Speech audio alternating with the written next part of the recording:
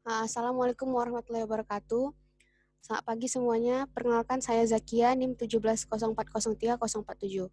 Di sini saya akan mempresentasikan hasil tugas saya tentang analisis laporan keuangan. Next.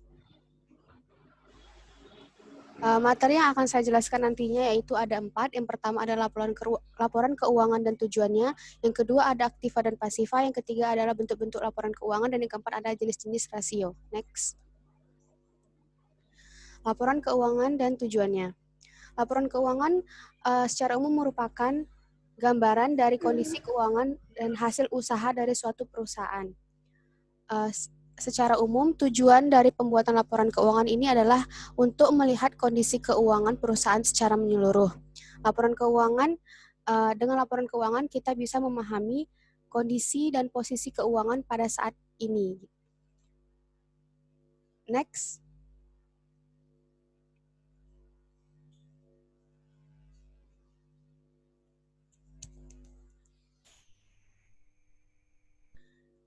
Materi yang kedua yaitu tentang aktiva. Aktiva ini merupakan aset dalam suatu perusahaan. Bisa kita sebut juga dengan kekayaan yang dimiliki oleh perusahaan. Jenis-jenis aktiva itu yang pertama adalah aktiva lancar. Aktiva lancar ini merupakan aktiva yang paling liquid, yaitu aktiva yang paling cepat untuk dikonversi menjadi uang tunai ataupun kas. Contohnya yaitu ada piutang usaha, wesel tagih, investasi jangka pendek, persediaan perlengkapan di tangan, dan beban di layar di muka, dan lain-lain. Next. Yang kedua ada aktiva tidak lancar. Jenis ini merupakan aktiva dengan siklus dan masa manfaat yang cukup lama yang pasti lebih dari 1 tahun. Aktiva ini terbagi menjadi 3. Yang pertama ada aktiva tetap, aktiva tidak berwujud, dan investasi jangka panjang. Investasi jangka panjang yang merupakan bagian dari aktiva tadi bisa kita lihat selanjutnya adalah aktiva tetap dan aktiva tak berwujud. Aktiva tetap dan aktiva tak berwujud ini merupakan jenis aktiva dari aktiva tak lancar. Aktiva tetap ini aktiva yang bisa kita lihat secara fisik bentuknya. Contohnya yaitu seperti tanah, bangunan, mesin, kendaraan, peralatan, dan sebagainya. Dan jenis yang lainnya yaitu aktiva tak berwujud. Aktiva ini merupakan aktiva yang tidak bisa kita lihat, tidak ada bukti fisiknya, tetapi bisa memiliki nilai manfaat bagi perusahaan. Contohnya yaitu hak paten, hak cipta, hak sewa, hak guna bangunan, dan lain-lain. Next. Selanjutnya yaitu pasiva atau liabilities. Pasiva ini merupakan suatu pengorbanan ekonomi yang dilakukan oleh suatu entitas bisnis ataupun perusahaan di masa yang akan datang. Bisa kita sebut pasiva ini merupakan kewajiban yang harus ditunaikan oleh suatu perusahaan. Jenis pasiva ini ada 3. Yang pertama ada utang jangka pendek, utang jangka panjang, dan yang ketiga ada modal. Next. Materi selanjutnya yaitu tentang bentuk laporan keuangan. Bentuk laporan keuangan ada 3 macam. Yang pertama yaitu adalah neraca. Neraca adalah laporan yang menggambarkan posisi aset, kewajiban, dan ekuitas pada saat tertentu. Neraca atau balance sheet adalah laporan yang menyajikan sumber-sumber ekonomis dari suatu perusahaan ataupun aset, kewajiban-kewajiban ataupun hutang, dan hak para pemilik perusahaan yang tertanam dalam satu perusahaan tertentu. Yang kedua ada laporan laba rugi. Laporan laba rugi merupakan laporan prestasi perusahaan selama jangka waktu tertentu. Tujuan dari laporan ini adalah melaporkan kemampuan perusahaan yang sebenarnya untuk memperoleh laba. Yang ketiga adalah laporan arus kas. Laporan arus kas yaitu laporan yang menggambarkan posisi keuangan suatu perusahaan yang menyajikan informasi aliran kas yang masuk maupun aliran kas keluar yang bersih pada suatu periode tertentu. Next. Jenis-jenis rasio. Jenis-jenis rasio ini ada 4 macam. Yang pertama ada rasio likuiditas. Rasio likuiditas adalah rasio yang bertujuan untuk mengetahui kemampuan perusahaan dalam membayar kewajiban jangka pendek. Rasio likuiditas ini antara lain ada rasio lancar atau current ratio dengan rumus aktiva lancar per hutang lancar dikali 100%. Next. Yang kedua ada rasio cepat atau quick ratio dengan rumus aktiva lancar per persediaan dikurang persediaan dibagi hutang lancar kali 100%. Yang ketiga ada cash ratio dengan rumus kas ditambah efek per hutang lancar dikali 100%. Jenis rasio yang kedua yaitu ada rasio solvabilitas.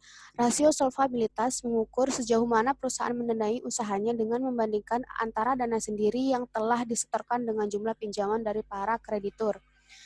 Rasio jenis solvabilitas ini terbagi lagi menjadi 4 macam. Yang pertama ada debt to equity ratio dengan rumus total hutang per modal dikali 100%.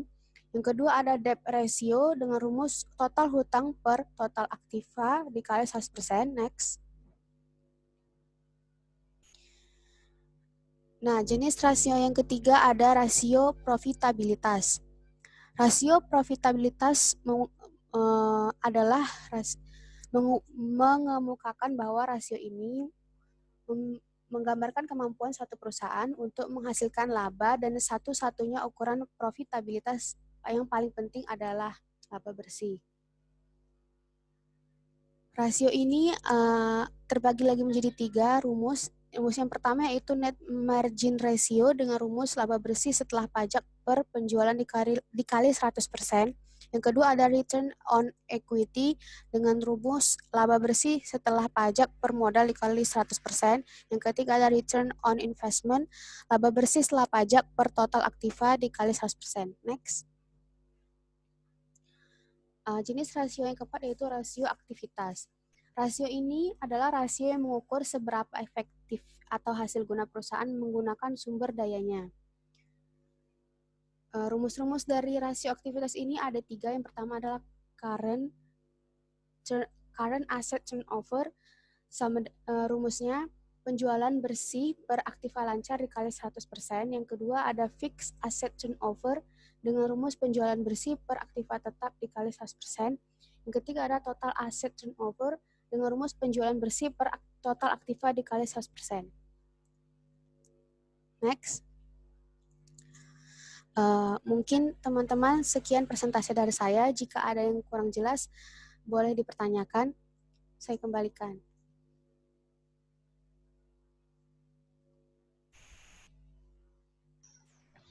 Baiklah, saya akan bertanya kepada Zakia. Ya, dipersilakan. Apakah keterbatasan dalam laporan keuangan akan menjadi keterbatasan dalam analisis laporan keuangan juga? Terima kasih. Baiklah, saya akan menjawab pertanyaan dari Adelia. Keterbatasan dalam laporan keuangan tentu akan berdampak dalam analisis laporan keuangan tersebut, karena keterbatasan laporan tersebut akan menyebabkan keputusan yang diambil oleh perusahaan kurang strategis karena datanya yang kurang akurat, dan hal ini bisa berakibat fatal. Bagaimana Adelia? Terima kasih atas jawabannya. Ya, sama-sama. Saya mau bertanya kepada Zakia. Dipersilakan. Apakah perusahaan yang memiliki utang yang cukup besar akan berdampak kepada laba dari perusahaan tersebut? Terima kasih. Baiklah, saya akan menjawab pertanyaan dari Fikri. Pendanaan melalui penggunaan hutang perusahaan akan berdampak. Dampaknya itu saya akan paparkan. Yang pertama, menghimpun dana melalui hutang, pemegang saham dapat mengendalikan perusahaan dengan jumlah investasi ekuitas yang terbatas.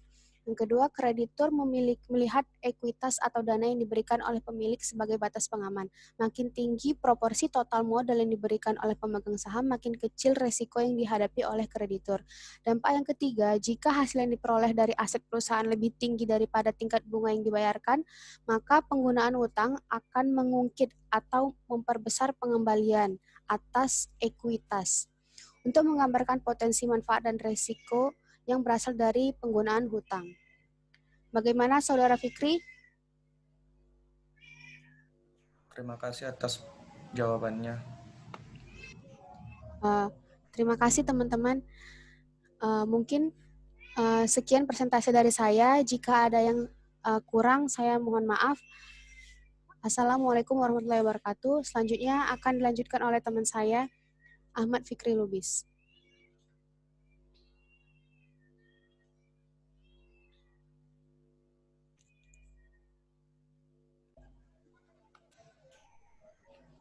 Assalamualaikum warahmatullahi wabarakatuh. Perkenalkan, nama saya Ahmad Fikri Lubis, NIM 170403053. Di sini saya akan menjelaskan tentang tugas analisis laporan keuangan saya. Next. Yang pertama adalah pengertian dan tujuan laporan keuangan. Pengertian laporan keuangan yaitu suatu penyajian terstruktur dari posisi keuangan dan kinerja keuangan suatu entitas. Jadi laporan keuangan merupakan salah satu informasi yang sangat penting dalam menilai perkembangan perusahaan. Laporan keuangan dapat digunakan untuk menilai prestasi yang dicapai perusahaan pada saat lampau, sekarang, atau pada masa yang akan datang. Tujuan dari laporan keuangan tersebut adalah untuk menyediakan informasi yang berkaitan dengan posisi keuangan, prestasi perusahaan, serta perubahan posisi keuangan suatu perusahaan yang bermanfaat bagi pemakai dalam pengambilan keputusan ekonomi. Bentuk laporan keuangan yaitu yang pertama adalah aktiva atau aset. Aktiva merupakan harta atau kekayaan yang dimiliki oleh perusahaan, baik pada saat tertentu maupun periode tertentu. Komponen aktiva secara umum adalah sebagai berikut. Yang pertama adalah aktiva lancar, investasi, aktiva tetap, aktiva tidak berwujud, dan aktiva lain-lain. Yang kedua adalah pasiva atau kewajiban.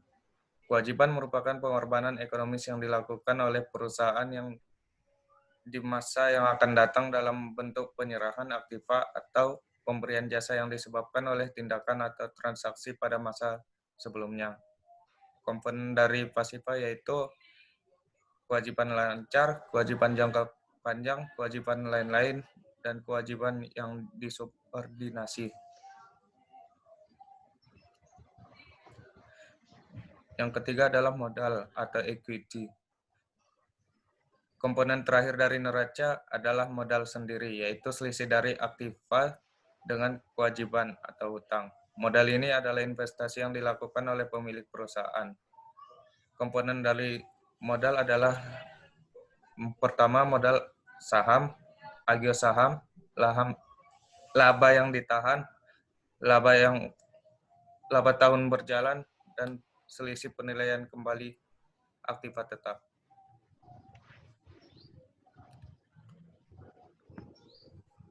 Laporan laba rugi. Laporan laba rugi adalah laporan yang memberikan informasi tentang komposisi keuangan penjualan, harga pokok, dan biaya-biaya perusahaan selama satu periode tertentu. Bentuk-bentuk laporan laba rugi yang biasa digunakan adalah sebagai berikut. Yang pertama adalah bentuk single step, yaitu merupakan gabungan dari jumlah seluruh penghasilan baik pokok ataupun operasional maupun di luar pokok atau non-operasional yang dijadikan satu, kemudian jumlah biaya pokok dan di luar pokok juga dijadikan satu. Yang kedua adalah bentuk multiple step, yaitu merupakan pemisahan antara komponen usaha pokok atau operasional dengan di luar pokok atau non-operasional.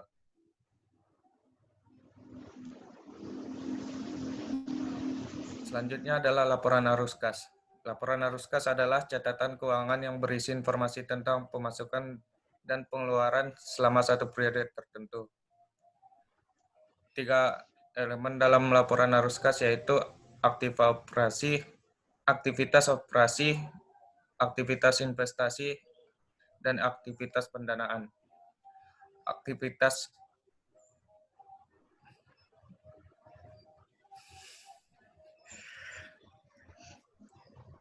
Aktivitas operasi adalah berisi segala kegiatan dan beban operasional perusahaan secara langsung. aktivitas investasi, yaitu yang cenderung langsung, yang satu ini justru lebih dari transaksi aset. Kemudian aktivitas pendanaan berbeda dengan aktivitas sebelumnya, laporan ini berkaitan dengan urusan modal. Selanjutnya adalah rasio keuangan. Rasio keuangan atau financial ratio dikenal sebagai alat analisis keuangan yang digunakan untuk menilai suatu kinerja organisasi, bisnis, dan dilihat dari perbandingan data keuangan. Perbandingan data keuangan ini akan tertera pada pos laporan keuangan. Ada 4 macam rasio keuangan yang umum digunakan. Di antaranya adalah, yang pertama adalah rasio likuiditas, yang kedua rasio solvabilitas, yang ketiga rasio rentabilitas, yang keempat rasio aktivitas. Rasio likuiditas adalah rasio atau perbandingan yang bisa memproyeksikan kemampuan perusahaan dalam melunasi kewajiban yang dimilikinya.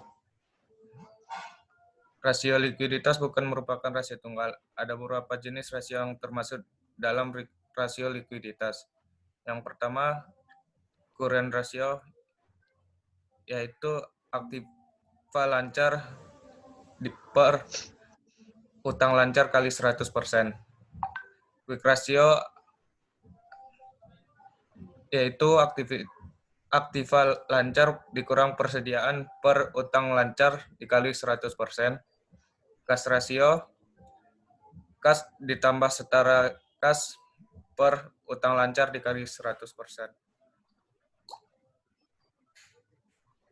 Next. Yang kedua adalah rasio solvabilitas, yaitu rasio atau perbandingan yang menggambarkan kemampuan sebuah perusahaan dalam memenuhi kewajiban finansial mereka. Ada 2 jenis rasio yang termasuk dalam rasio solvabilitas, yaitu debt ratio dan debt to equity ratio. Debt ratio yaitu total utang per total aktiva dikali 100%. Debt to equity ratio yaitu total utang per modal dikali 100%.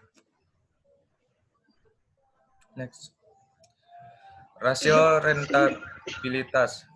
Rasio rentabilitas yang merupakan rasio yang mengukur kemampuan perusahaan dalam mendapatkan laba yang mereka inginkan. Rasio ini dianggap paling berhubungan dengan kelangsungan hidup perusahaan. Yang termasuk rasio rentabilitas adalah yaitu profit margin, gross profit margin, net profit margin, return on investment, dan return on assessment. Profit margin yaitu laba bersih per penjualan dikali 100%. Gross profit margin yaitu laba kotor per penjualan bersih dikali 100%. Net profit margin yaitu laba bersih setelah pajak per penjualan bersih dikali 100%. Return of investment yaitu IAT per investasi dikali 100%. Return of asset yaitu EBT per total aktiva dikali 100%.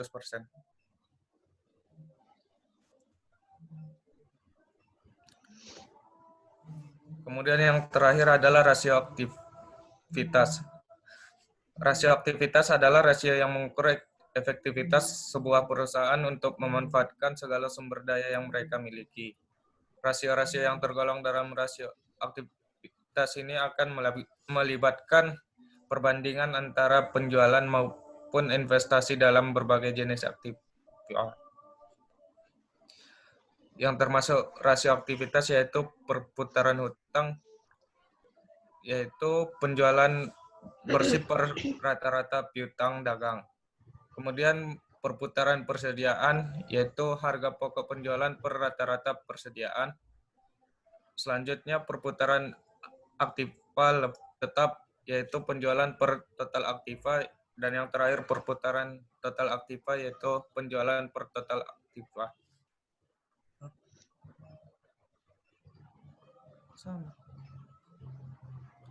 Sekian dari presentasi saya.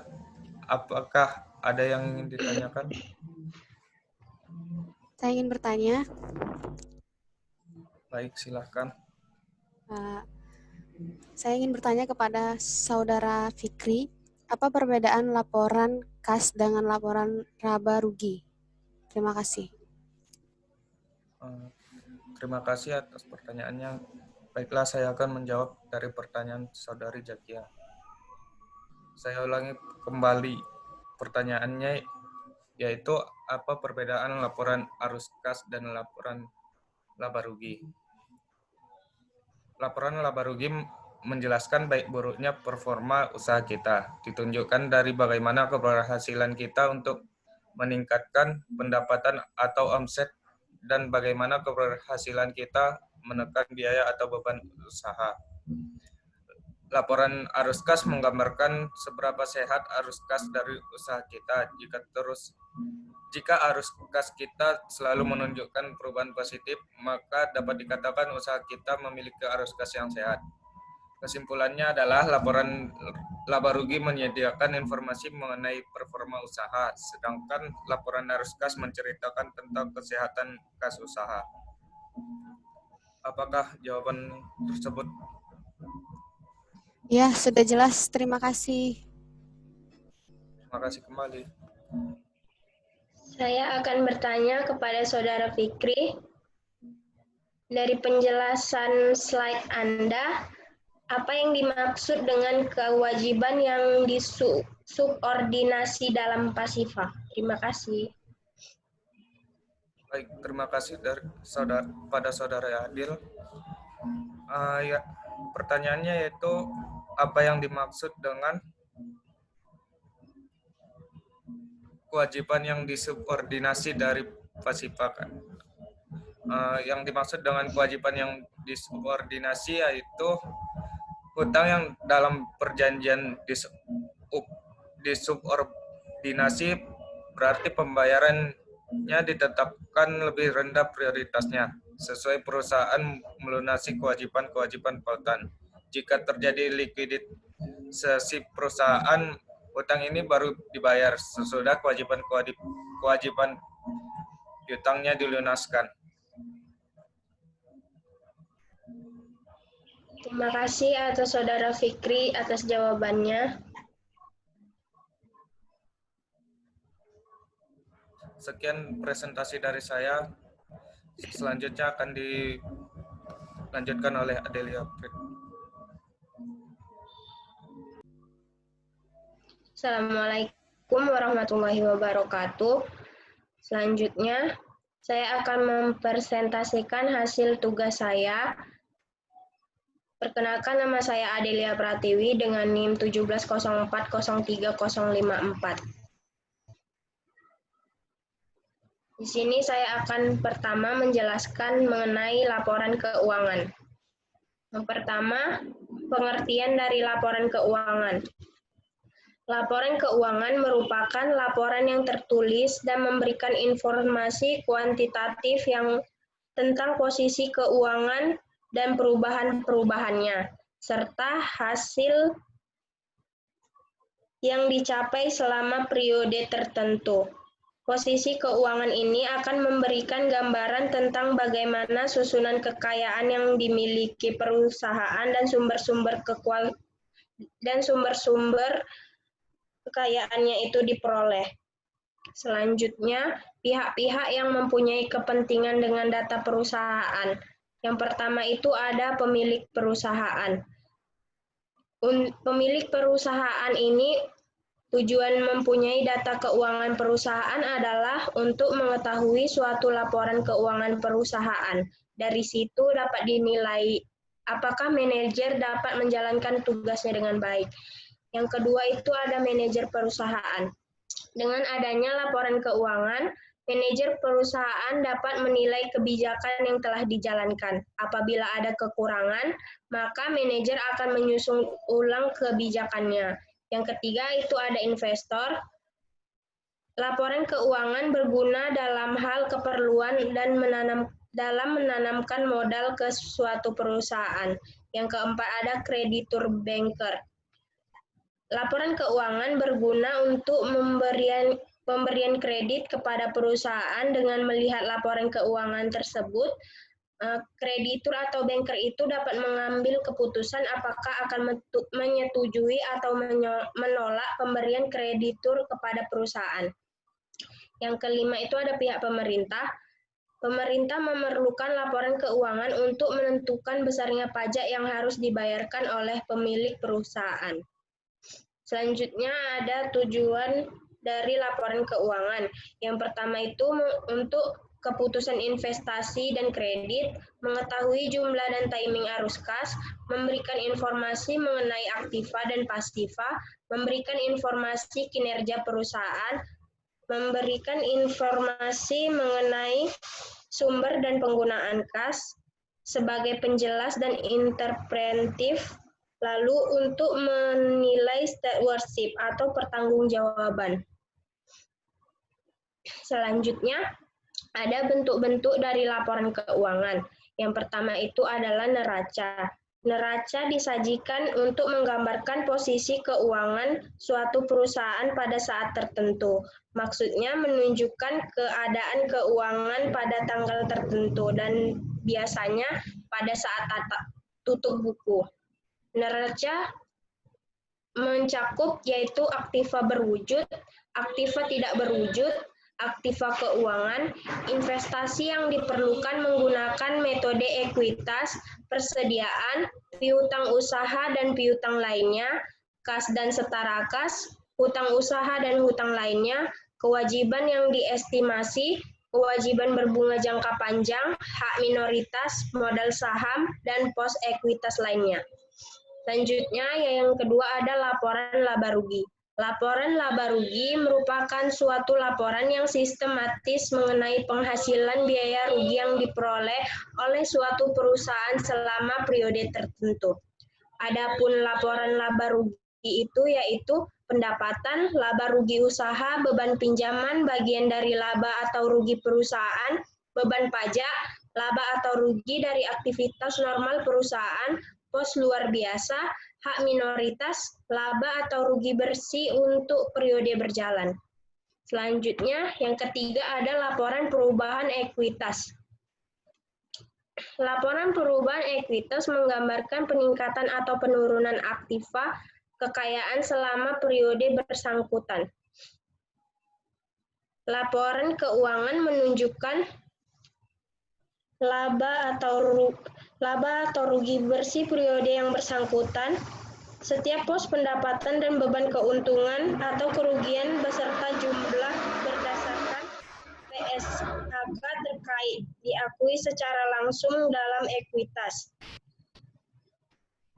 Baru, pengaruh kumulatif dari perubahan kebijakan akuntansi perbaikan terhadap kesalahan mendasar sebagaimana yang diatur dalam PSAK terkait. Transaksi modal dengan pemilik dan distribusi kepada pemilik, saldo akumulasi atau rugi pada awal dan akhir periode serta perubahan reskolisasi antara nilai tercatat dari masing-masing jenis modal saham, dan cadangan pada awal dan akhir yang mengungkapkan secara terpisah setiap perubahan yang ada. Selanjutnya ada laporan arus kas. Laporan arus kas dapat memberikan informasi yang memungkinkan kepada para pemakai untuk mengevaluasi perubahan dalam aktiva bersih perusahaan, struktur keuangan termasuk likuiditas dan solvabilitas dan kemampuan untuk mempengaruhi jumlah serta waktu kas dalam rangka adaptasi dengan perubahan keadaan dan peluang.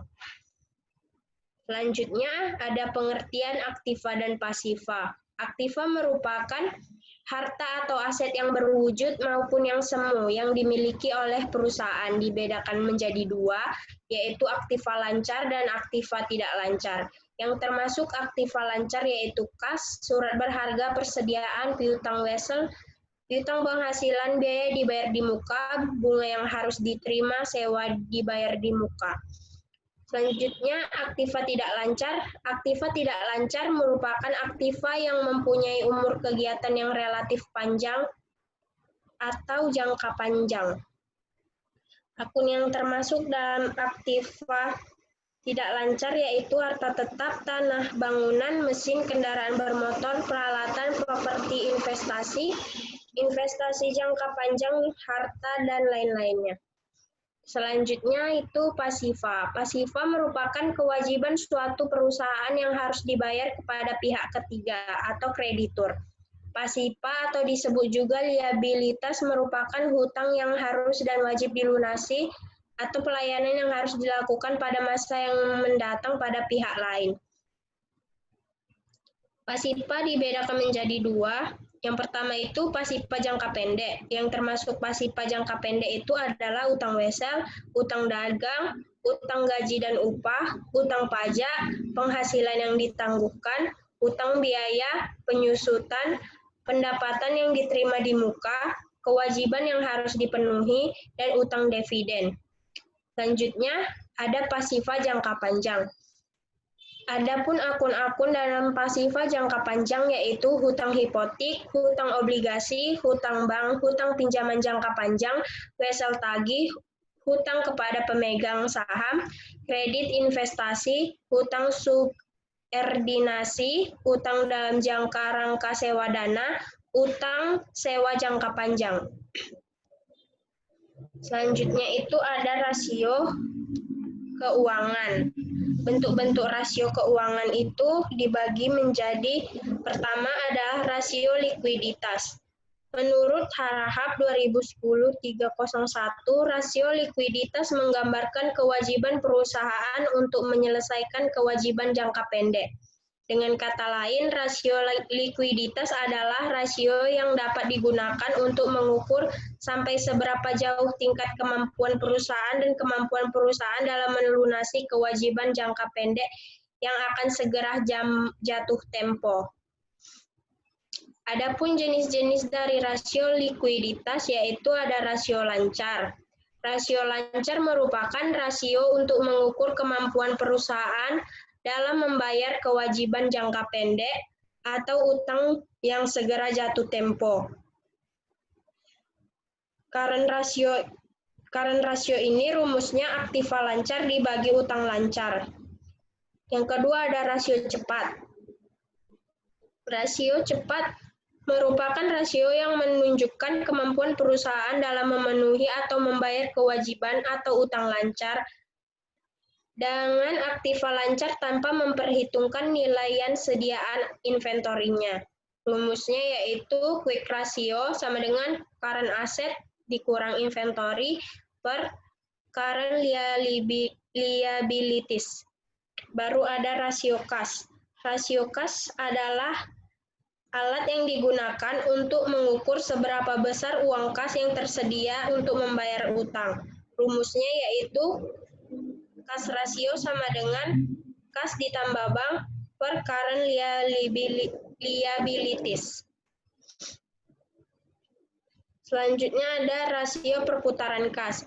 Menurut Kashmir 2015-140, rasio perputaran kas adalah digunakan untuk mengukur tingkat ketersediaan kas dalam membayar tagihan utang dan biaya yang berkaitan dengan penjualan. Rumusnya yaitu penjualan bersih dibagi dengan modal kerja bersih. Selanjutnya, inventory to net working capital merupakan rasio yang digunakan untuk mengukur atau membandingkan antara jumlah sediaan yang ada dengan modal kerja perusahaan. Dengan rumus inventory dibagi current asset per current liabilities. Selanjutnya ada rasio solvabilitas. Rasio solvabilitas merupakan rasio yang digunakan untuk mengukur sejauh mana aktiva perusahaan dibiayai dengan utang. Jenis-jenis rasio solvabilitas ada debt to asset ratio dengan rumus total debt dibagi total aset. Selanjutnya debt to equity ratio dengan rumus total utang dibagi ekuitas. Selanjutnya long term debt to equity ratio dengan rumus long term debt per equity. Selanjutnya times interest earned dengan rumus EBIT dibagi dengan biaya bunga. Selanjutnya yang kelima ada fixed charge coverage dengan rumus EBT ditambah biaya bunga ditambah kewajiban sewa atau lease per biaya bunga ditambah kewajiban sewa atau lease. Selanjutnya ada rasio aktivitas. Rasio aktivitas diproporsikan dengan total aset turnover atau TAT. Rasio ini menggambarkan bagaimana efektivitas perusahaan menggunakan keseluruhan aktiva untuk menciptakan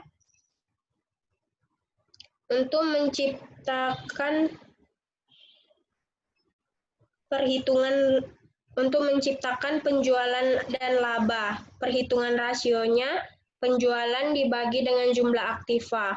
Selanjutnya ada rasio profitabilitas diproporsikan dengan net profit margin dan return of equity. Dengan rumus NPM sama dengan laba bersih setelah pajak dibagi dengan penjualan bersih. Dan ROE sama dengan laba bersih setelah pajak dibagi dengan modal sendiri.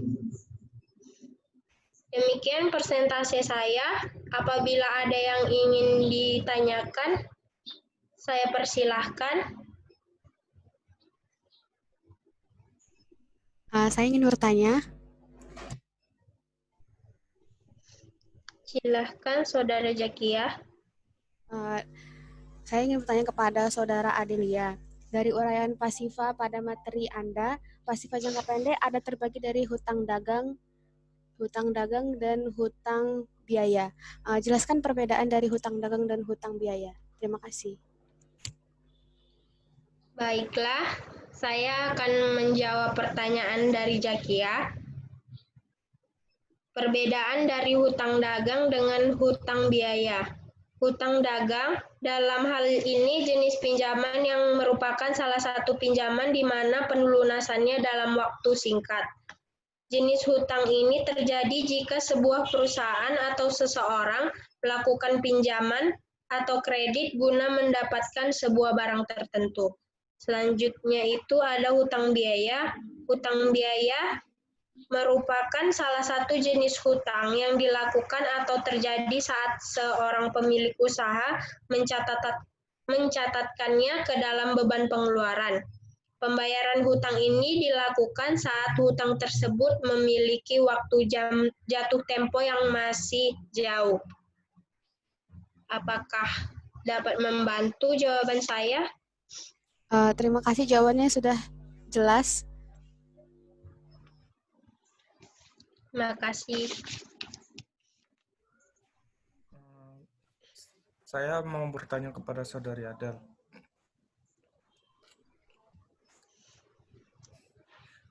Jelaskan mengapa catatan atas laporan keuangan merupakan bagian yang tidak terpisahkan dari laporan keuangan secara keseluruhan. Baiklah, saya akan menjawab pertanyaan dari Saudara Fikri. Catatan atas laporan keuangan adalah suatu bagian yang tidak dapat dipisahkan dari laporan keuangan secara keseluruhan. Mengapa? Karena laporan keuangan harus dilengkapi dengan catatan atas laporan keuangan yang memuat tentang berbagai informasi yang dapat memudahkan kita untuk memahami isi laporan, sehingga tidak ada kesalahpahaman. Maka laporan keuangan harus dilengkapi catatan agar pembacanya nanti mampu memahami laporan keuangan yang kita buat. Terima kasih. Terima kasih atas penjelasannya. Sama. Demikianlah presentasi dari saya. Lebih dan kurangnya saya mohon maaf. Wabillahi taufik wal hidayah. Wassalamualaikum warahmatullahi wabarakatuh. Waalaikumsalam warahmatullahi wabarakatuh.